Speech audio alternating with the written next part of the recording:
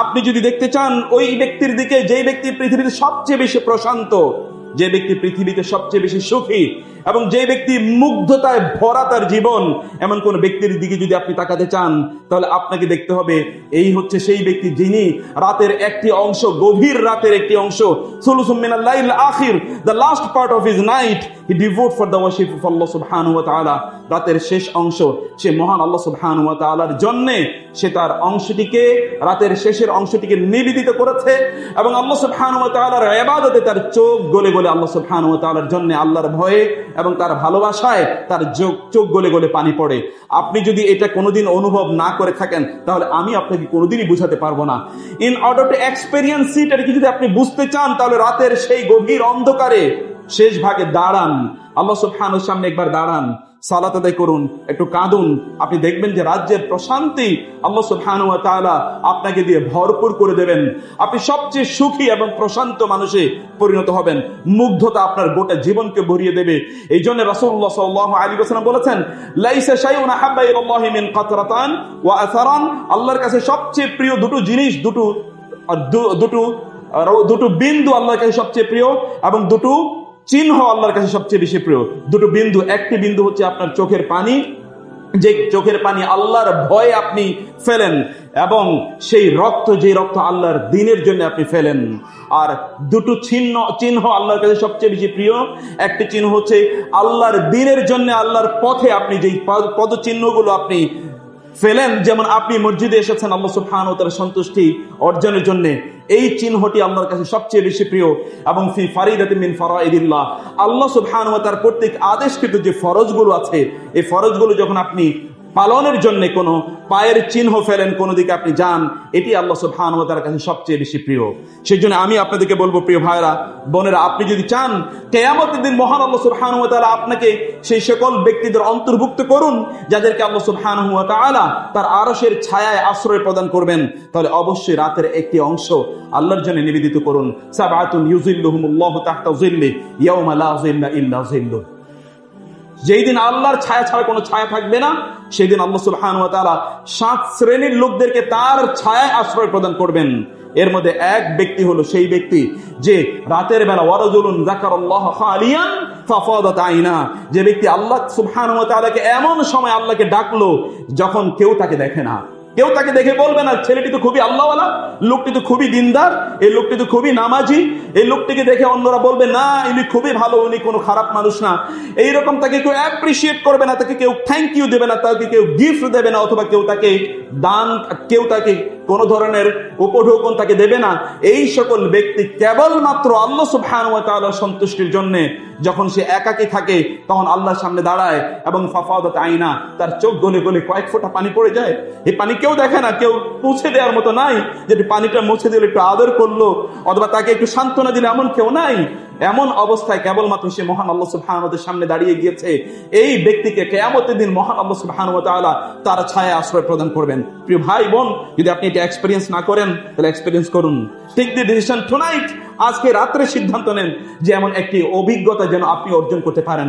এবং বিশ্বাস করুন, যদি নিভৃতে নির্জনে মানুষের সামনে নয়, যদি আল্লাহর সামনে কেবলমাত্র তার সামনে কাঁদতে পারেন, আল্লাহ সুবহানাহু ওয়া তাআলা আপনার একদিকে সকল অপরাধগুলো ধুয়ে মুছে সাফ করে দেবেন, এবং আপনার সকল কষ্টগুলো আল্লাহ সুবহানাহু ওয়া তাআলা দূর করে দেবেন। কিন্তু সেই মহান আল্লাহ সুবহানাহু ওয়া তাআলাকে তাকে চিনুন এবং আল্লাহ সুবহানাহু ওয়া তাআলাকে বুঝুন। সেই জন্য আল্লাহ সুবহানাহু ওয়া তাআলা বলেছেন, ইন্নাল্লাহা মা'আল্লাযীনা তাকাও ওয়াল্লাযীনা হুম মুহসিনুন। আল্লাহ সুবহানাহু ওয়া তাআলা তাদেরকেই ভালোবাসেন যারা আল্লাহ সুবহানাহু ওয়া তাআলাকে ভয় করে এবং যারা ইহসানের সাথে তাদের সকল কর্মকাণ্ড তারা সম্পাদন করে। ইহসানের সাথে সকল কর্মকাণ্ড সম্পাদন অর্থ কি জানেন? আল্লাহ রাসূল সাল্লাল্লাহু আলাইহি ওয়াসাল্লাম হাদিসে জিবরিলকে বলেছেন, আন তা'বুদাল্লাহা কাআন্নাকা তারাহু ফাইন লাম তাকুন তারাহু ফাইন্নাহু ইয়ারাক। তুমি আল্লাহর এমন ভাবে আল্লাহর ইবাদত করা যেন আল্লাহ সুবহানাহু ওয়া তাআলাকে তুমি দেখছো। যদি এই অনুভূতি, এই অভিজ্ঞতা, এই উচ্চ মার্গে যদি তোমার ঈমানকে তুমি উন্নীত না করতে পারো, তাহলে কমপক্ষে তিনি তোমাকে দেখছেন, এরকম একটা অনুভূতি নিয়ে তুমি তোমার রবের সামনে দাঁড়াও।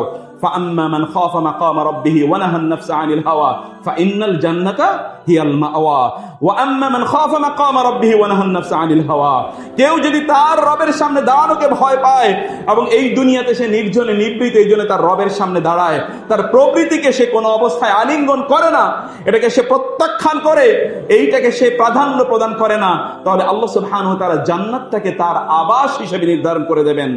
ওয়ালিমান খাফা মাকাম রাব্বিহি জান্নাতান, যে তার রবের সামনে দাঁড়ানোকে ভয় পায়, এজন্য দুনিয়ায় একাকী নীরবে নিবৃতে সে রবের সামনে দাঁড়ায়, তার জন্য আল্লাহ সুবহানাহু ওয়া তাআলা ডাবল জান্নাত রেখেছেন। ওয়া মিন দুনিহিমা জান্নাতান, এই দুটো জান্নাতই তার জন্য নয়, তার জন্য আরো দুটো জান্নাত রয়েছে। অন্যজনকে একটি মাত্র জান্নাত দেওয়া হবে, কিন্তু এই ব্যক্তিকে আল্লাহ সুবহানাহু ওয়া তাআলা চারটি জান্নাত আল্লাহ তাকে প্রদান করবেন। এবং এক একটি জান্নাতের পরিধি আল্লাহ সুবহানাহু ওয়া তাআলা বলেছেন আরদুহা কাআরদিস সামাওয়াতি ওয়াল আরদ, একটা জান্নাতের পরিধি হচ্ছে এই আসমানগুলো এবং এই জমিনের বিস্তৃতির চেয়ে অনেক অনেক বড়। সেই জান্নাতের প্রতি কি আপনার এতটুকু লোভ নাই? এই ঢাকায় অথবা অন্য কোথাও আপনার একটি ফ্ল্যাট নাই বা গাড়ি নাই, একটা বাড়ি নাই, এই জন্য আপনার কত আফসোস। কিন্তু আল্লাহর জান্নাতে, বিশাল বিস্তৃত জান্নাতে একটুকু জায়গাও আপনার জন্য বরাদ্দ আপনি করতে পারলেন না, তার জন্য তো আপনার চোখ থেকে রক্তক্ষরণ হওয়া উচিত। তার জন্য আপনার কাজা উচিত 24 ঘন্টা 7/27/30 আপনার 30 দিনই কাটা দরকার, যে আপনি একটা মুহূর্ত সেভাবে একটি অবস্থান, একটি স্থান আপনার জন্য আপনি নির্ধারণ করে নিতে পারলেন না। এই জন্য প্রিয় ভাই, আমরা ইসলাম থেকে আমাদের ইমানের লেভেলে নিজেদেরকে উন্নীত করা দরকার, ইমানের লেভেল থেকে ইহসানের লেভেলে উন্নীত করা দরকার, ইহসানের লেভেল থেকে তাকওয়ার লেভেলে উন্নীত করা দরকার, তাকওয়ার লেভেল থেকে ইখলাসের লেভেলে আমাদের ইমানটাকে উন্নীত করা দরকার।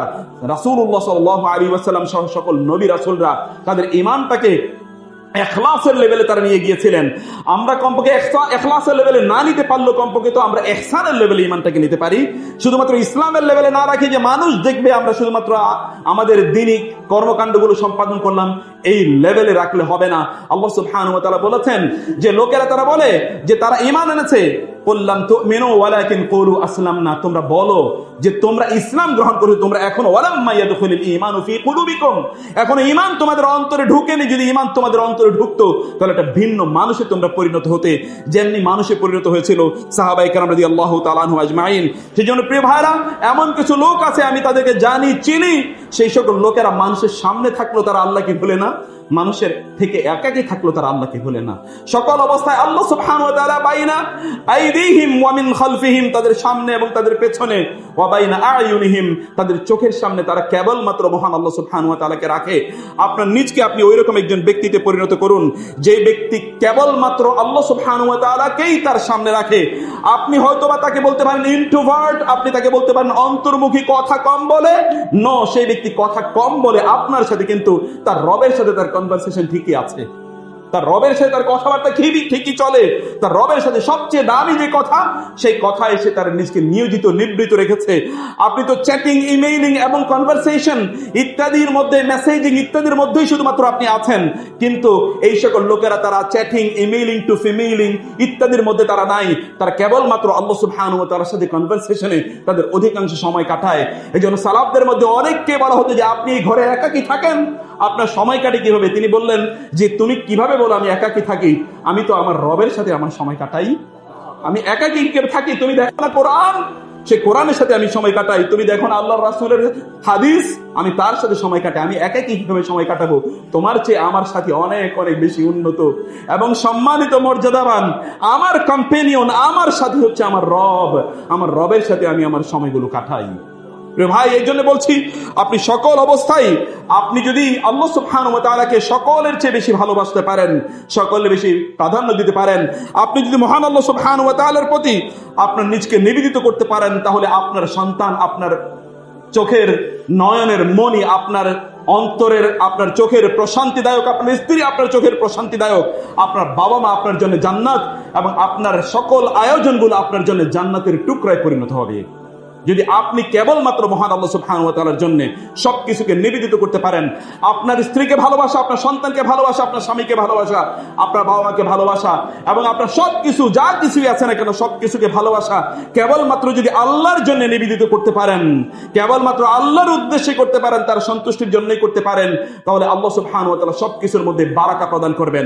এমনকি আপনার যে সম্পদ, আপনি হয়তো মনে করছেন খুব কম সম্পদ আপনার রয়েছে, কিন্তু এই কম সম্পদের মধ্যে আল্লাহ সুবহানাহু ওয়া তাআলা বারাকা টাকা প্রদান করবেন, ভরপুর করে দেবেন আপনার সকল আয়োজন এবং প্রয়োজন মেটানোর জন্য, যদি এগুলোর ক্ষেত্রে আপনি আল্লাহ সুবহানাহু ওয়া তাআলার তাকওয়া এবং আল্লাহ সুবহানাহু ওয়া তাআলার ভয় এবং তার ভালোবাসা যদি আপনি এগুলোর মধ্যে নিতে পারেন।